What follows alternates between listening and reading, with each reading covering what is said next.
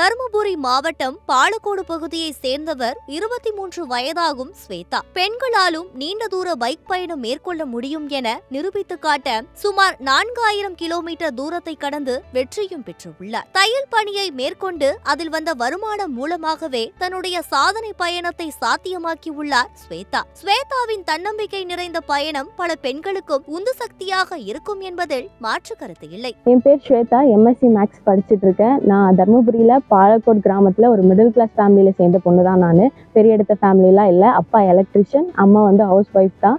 என்னோட டெய்லரிங் கோர்ஸ்ல இருந்து நான் கற்றுக்கிட்ட டெய்லரிங்ல இருந்து நான் சிறுக சேர்த்து வச்ச அமௌண்ட்ல தான் நான் இந்த பைக்கையும் எனக்கு தேவையான அக்சசரிஸும் வாங்கினேன்.